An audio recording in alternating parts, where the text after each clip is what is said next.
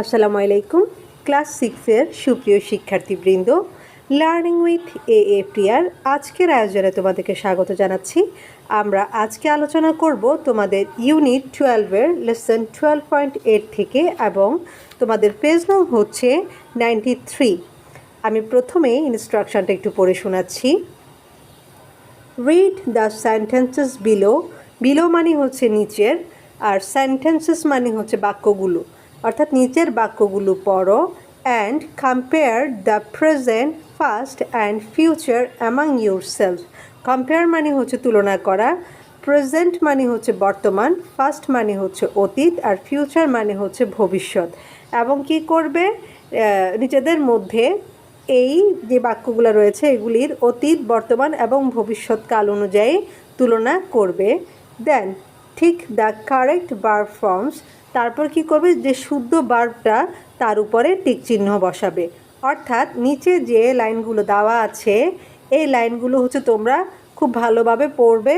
তারপর অতীত, বর্তমান এবং ভবিষ্যৎকাল অনুযায়ী এগুলোকে তুলনা করবে, এবং এটার মধ্যে যে আনসারটা তোমার সঠিক হবে সেই ভার্বটার উপরে টিক চিহ্ন দিবে। এখন তোমরা কিভাবে এই কাজটা করবে সেই ব্যাপারটাই আমি তোমাদেরকে বুঝাবো। তবে তার আগে যারা এতদিন ধরে লার্নিং উইথ এ প্রিয়ার সাথে আছো এবং কন্টিনিউয়াসলি আমাকে সাপোর্ট দিয়ে যাচ্ছ, তাদের প্রতি আমার অসংখ্য কৃতজ্ঞতা এবং তোমাদেরকে আমার আন্তরিক ধন্যবাদ। আর যারা আমার চ্যানেলটাই নতুন, তাদের কাছে আমার রিকোয়েস্ট থাকবে, আমার ভিডিওগুলো যদি তোমাদের ভালো লেগে থাকে তাহলে অবশ্যই ফ্রেন্ডদের সাথে শেয়ার করবে এবং একটা সাবস্ক্রাইব করে নিবে। তো আমি এখন আমার মূল আলোচনায় চলে যাচ্ছি। আমাদের প্রথম যে বাক্যটা রয়েছে সেটা হচ্ছে I go or went to school everyday. আমি প্রতিদিন স্কুলে যাই, হ্যাঁ, অথবা গিয়েছিলাম। এখন গো মানে হচ্ছে যাওয়া, আর ওয়েন্ট মানে হচ্ছে গিয়েছিলাম। এখন তোমাকে ঠিক করতে হবে যে এটা কোন টেন্সে আছে এবং সেই টেন্স অনুসারে কোন ভার্বের উপর তুমি টিক চিহ্ন দিবে। তো দেখো আমাদের প্রথম সেন্টেন্সটা কি। আমাদের প্রথম সেন্টেন্সটা হচ্ছে I go or went to school every day. Every day মানে হচ্ছে প্রতিদিন, গো মানে হচ্ছে যাওয়া, আর ওয়েন্ট মানে হচ্ছে গিয়েছিল। তো তাহলে দেখো এখন আমি প্রতিদিন কি স্কুলে যাই নাকি আমি প্রতিদিন স্কুলে গিয়েছিলাম, কোনটা হবে? যেই কাজটা আমরা প্রতিদিন করে থাকি সেই কাজটা হচ্ছে আমাদের প্রেজেন্ট টেন্স।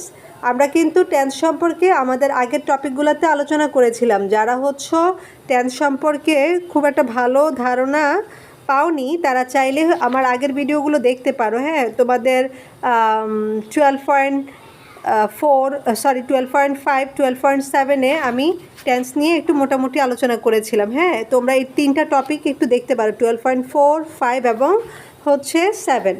তো আমি আরেকটু এখানে বলছি, দেখো বর্তমান বলতে আমরা কি বুঝি, যে কাজটা আমি এখন করছি বা বর্তমানে যে কাজটা হয় বা যে জিনিসটা হচ্ছে চিরন্তন সত্য, যেটার কোনো ধরনের কোনো পরিবর্তন হবে না। যেমন ধরো সূর্য প্রতিদিন কি হয়, সূর্য প্রতিদিন হচ্ছে পূর্ব দিকে উঠে, এটার কোনো পরিবর্তন হবে না। হ্যাঁ, তারপর হচ্ছে কি পৃথিবী সূর্যের চারদিকে ঘুরে, এটা একটা চিরন্তন সত্য। এই ধরনের ব্যাপারগুলো কখনোই পরিবর্তন হবে না। তো যে জিনিসগুলো হচ্ছে কখনো পরিবর্তন হয় না, যা বৈজ্ঞানিকভাবে সত্য, এবং যে কাজগুলো আমি প্রতিনিয়ত করে থাকি সেটা সবসময় প্রেজেন্ট টেন্সে হয়ে থাকে।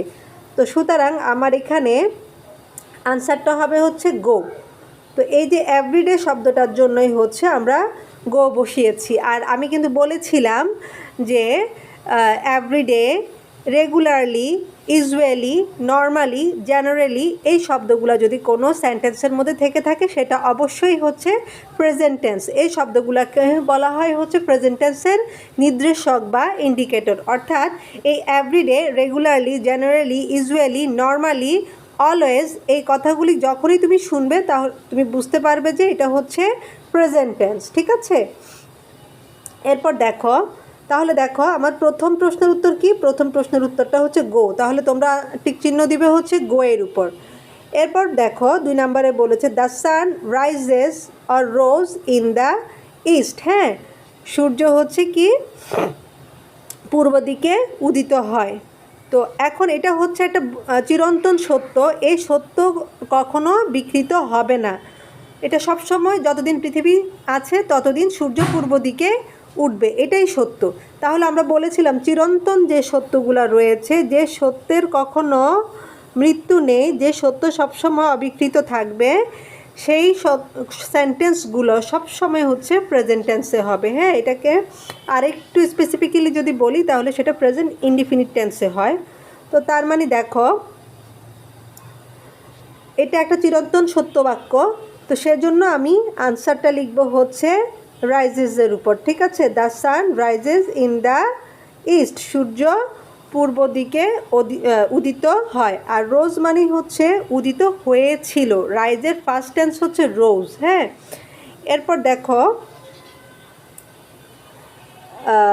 Honesty helps to make us happy, সততা আমাদেরকে সুখী হতে সাহায্য করে, এটাও একটা সত্য কথা।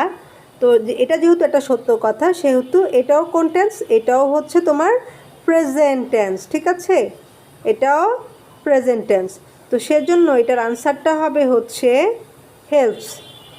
আর হেল্প মানে হচ্ছে সাহায্য করেছিল, এটা অতীত বোঝায়।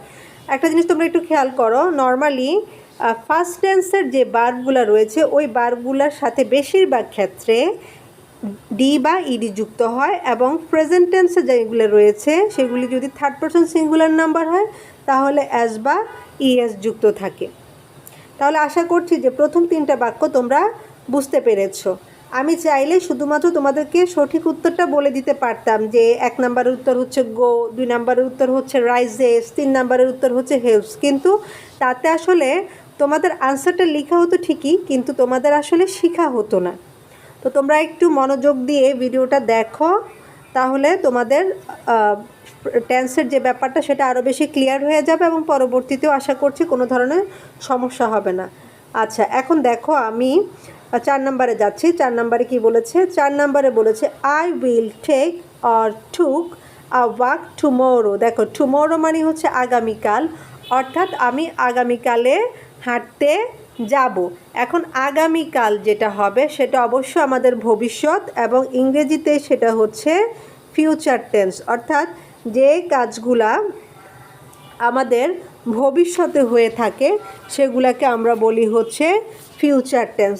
ঠিক আছে, এবং ফিউচার টেন্স চিনার একটা উপায় হচ্ছে ফিউচার টেন্স যুক্ত বাক্যে টুমোরো থাকতে পারে, নেক্সট থাকতে পারে, অথবা লেটার থাকতে পারে। এবং ফিউচার টেন্স যুক্ত বাক্যে সবসময় সাবজেক্টের পরে শ্যাল বা উইল বসে, এবং ভার্বের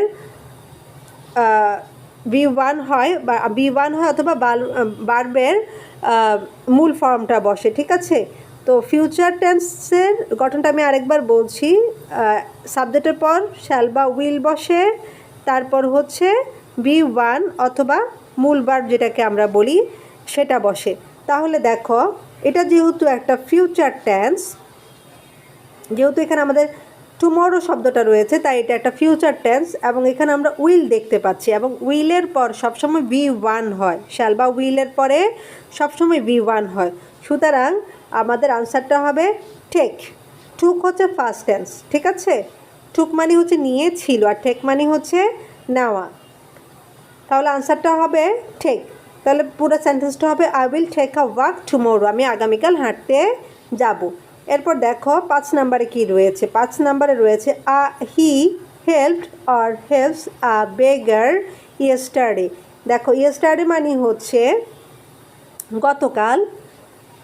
এখন গতকালের যে জিনিসটা হয়ে গেছে বা গতকাল যে কাজটা তুমি করে ফেলেছো সেটা হচ্ছে তোমার জীবনের জন্য অতীত, এবং টেন্স অনুসারে আমরা এটাকে বলি হচ্ছে ফার্স্ট টেন্স, তাই না? অতীতকালে কোনো ঘটনা ঘটলে সেটা হচ্ছে ফার্স্ট টেন্সে চলে আসে, এবং ফার্স্ট টেন্স চেনার কিছু উপায় হচ্ছে ওই সেন্টেন্সটাতে ইয়েস্টারডে থাকতে পারে, ওয়ান্স আপন এ টাইম থাকতে পারে, শুধু ওয়ান্স থাকতে পারে, অথবা লাস্ট থাকতে পারে। হ্যাঁ, লাস্ট ইয়ার, লাস্ট মান্থ, হ্যাঁ, লাস্ট উইক, এরকম থাকতে পারে। তো লাস্ট যুক্ত বাক্য সবসময় ফার্স্ট হয়, এই জিনিসটা একটু মনে রাখবে তোমরা। এটা একটা ছন্দের মতো যে লাস্ট থাকলে বুঝতে পারবা যে সেটা হচ্ছে first tense. Last year, last month, last week এরকম থাকতে পারে। তাহলে দেখো, গতকালকে সে হচ্ছে একজন ভিক্ষুককে সাহায্য করেছিল, এটা হচ্ছে তার অতীতের কথা বলছে। তাহলে দেখো এখানে আনসারটা হবে তোমার হেল্পড অর্থাৎ ইডি যুক্ত বাক্য।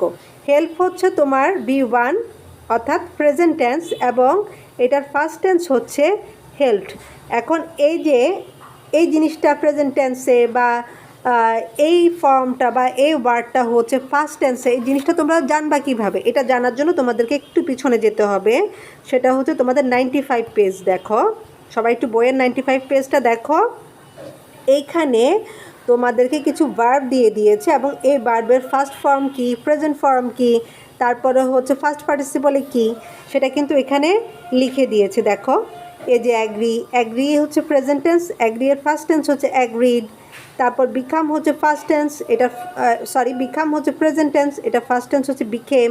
তো এইভাবে করে অনেকগুলো ওয়ার্ড তোমাদেরকে এখানে দিয়ে দিয়েছে। দেখো কাম হচ্ছে প্রেজেন্ট টেন্সে, এটা ফার্স্ট টেন্স হচ্ছে কেম। তো এরকম করে অনেকগুলা তোমাদেরকে দিয়ে দিয়েছে, তোমরা একটু চেষ্টা করবে এগুলা মুখস্থ করার জন্য। এই জিনিসগুলো তোমাদের কিন্তু সারা জীবনের জন্য। যে দেখো আমরা হেল্পটা একটু আগে পড়েছিলাম তাই না, এই যে হেল্প হচ্ছে প্রেজেন্ট টেন্স এবং এটার ফার্স্ট টেন্স হচ্ছে হেল্পড। তো এই জিনিসগুলো যদি তোমরা না জানো তাহলে তোমরা কিভাবে করবে যে এটার ফার্স্ট টেন্স এটা বা গো এর ফার্স্ট টেন্স ওয়েন্ট, এটা তুমি কিভাবে করবে যদি তুমি নাই বা শিখো, তাই না? তো একটু তোমরা প্রতিদিন 5টা করেও যদি পড়ো তাহলেও কিন্তু তোমাদের শিখতে খুব একটা সময় লাগবে না। একটু কষ্ট করে প্রতিদিন 5টা 6টা করে পড়তে থাকো, এটা একটু মুখস্থ করে ফেলো বানানসহ, তাহলে তোমাদের টেন্স বা ভার্ব বা এরকম ইংলিশে কোনো একটা ট্রান্সলেশন করতে যাচ্ছ তাহলে কিন্তু কোনো ধরনের সমস্যায় তোমরা পড়বে না। তো আমি আবার মূল আলোচনায় চলে যাচ্ছি। আমরা ছিলাম হচ্ছে 93 পেজে মেবি। আচ্ছা হ্যাঁ, ওকে। তাহলে দেখো আমাদের 5 নম্বরের আনসারটা হবে কি, হেল্পড। এরপর দেখো I got or get a gift from my teacher last month. Last month মানে হচ্ছে গত মাসে। আমি একটু আগেও বলেছি লাস্ট যুক্ত শব্দই হচ্ছে সবসময় ফার্স্ট টেন্স বোঝায়, ঠিক আছে? তাহলে লাস্ট মান্থ মানে হচ্ছে গত মাসে। গত মাসে আমি আমার শিক্ষক থেকে একটা উপহার পেয়েছিলাম। এখন দেখো বাংলায় বলছি পেয়েছিলাম, তাহলে পেয়েছিলাম আর ইংলিশ হচ্ছে গট। আর গেট মানে হচ্ছে পেয়েছি, যেটা হচ্ছে তোমার প্রেজেন্ট টেন্সে আছে। সুতরাং এখানে যেহেতু লাস্ট শব্দটা রয়েছে, এই শব্দটার জন্য আমি বুঝতে পারলাম যে আমার এই সেন্টেন্সটা ফার্স্ট টেন্সে রয়েছে। সুতরাং আমার আনসারটা হবে গট। গেট হচ্ছে আমার প্রেজেন্ট টেন্স। এরপর 7 নম্বরে দেখি যে মাই friends played with me last Friday. Last Friday মানে গত শুক্রবারে আমার বন্ধুরা আমার সাথে খেলেছিল। এখন প্লেড মানে হচ্ছে খেলা করেছিল আর প্লে মানে হচ্ছে খেলা করা। প্লেটা হচ্ছে বি1 বা প্রেজেন্ট টেন্স মানে ভার্বের প্রেজেন্ট ফর্ম, আর প্লেড হচ্ছে বি2 অথবা আমরা বলতে পারি যে ভার্বের ফার্স্ট ফর্ম। এগুলাকে ফার্স্ট ফর্মকে তুমি বি2 বলতে পারো। এখানে আমি একটু লিখে দিচ্ছি দেখো, যদি ফার্স্ট ফর্ম বলো এটাকে সংক্ষেপে তুমি বি2ও বলতে পারো, আর প্রেজেন্ট ফর্মকে তুমি বি1 বলতে পারো, ঠিক আছে? যার যেভাবে সুবিধা সে সেভাবে বলবে। কেউ বি1 বি2 বলে, কেউ বলে ভার্বের ফার্স্ট ফর্ম বা প্রেজেন্ট ফর্ম এভাবে বলে। তো তোমাদের যেভাবে সুবিধা হয় তোমরা কিন্তু সেভাবেই বলবে, ঠিক আছে? তো এখন দেখো আমার এই সেন্টেন্সটাতে যেহেতু লাস্ট শব্দটা রয়েছে সেজন্য এটা হয়ে যাবে ফার্স্ট টেন্সে। আমি আগেও বলেছি লাস্ট মানেই হচ্ছে ফার্স্ট, এটা কিন্তু তোমরা ছন্দ হিসাবে মনে রাখতে পারো, ঠিক আছে? তো এটা যেহেতু ফার্স্ট টেন্সে রয়েছে তাহলে আমাদের ভার্বটাও ফার্স্ট টেন্সেরই হবে। তাহলে আনসারটা হবে প্লেড, আর পুরো সেন্টেন্সটা হবে মাই friends played with me last Friday. তো আমরা একেবারে আমাদের লাস্ট যে সেন্টেন্স সেখানে চলে এসেছি। এবার দেখো হি will prepare lunch for his mother tomorrow. Tomorrow মানে হচ্ছে আগামীকাল। আগামীকালকে সে তার মায়ের জন্য দুপুরের খাবার তৈরি করবে। লাঞ্চ মানে হচ্ছে দুপুরের খাবার। তো আগামীকালকে সে তার মায়ের জন্য দুপুরের খাবার তৈরি করবে। তো এখানে টুমোরো শব্দটা তো আমরা পেয়েছি। তো আমরা অলরেডি জানি যে টুমোরো যুক্ত শব্দই হচ্ছে ফিউচার টেন্স, এবং ফিউচার টেন্সের গঠন হচ্ছে সাবজেক্টের পরে একটা শ্যাল বা উইল বসে প্লাস বি1 বসে, তাই না? তো দেখো তাহলে আমরা সাবজেক্ট টু হি আছে, আর এরপর একটা উইল দেওয়া আছে, তার মানে হচ্ছে B1 বসবে, আর B1 হচ্ছে প্রিপেয়ার, আর প্রিপেয়ারটা হচ্ছে B2। তাহলে দেখো আমাদের আনসারটা কী হবে, আনসারটা হবে প্রিপেয়ার। তাহলে he will prepare lunch for his mother tomorrow, সে আগামীকালকে তার মায়ের জন্য হচ্ছে দুপুরের খাবার তৈরি করবে। তো আশা করি তোমরা বুঝতে পেরেছো আজকের টপিকটা। আমি আরেকবার তোমাদেরকে প্রথম থেকে বলে দিচ্ছি। দেখো প্রথমটা হচ্ছে I go to school everyday, আমি এখন শুধু আনসারটা বলে যাব, তোমরা একটু মিলিয়ে নাও, ঠিক আছে? এরপর দেখো the sun rises in the east, 3 নাম্বারটা হবে honesty helps to make us happy.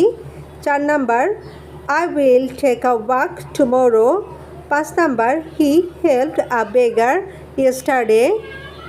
6 number I got a gift from my teacher last month.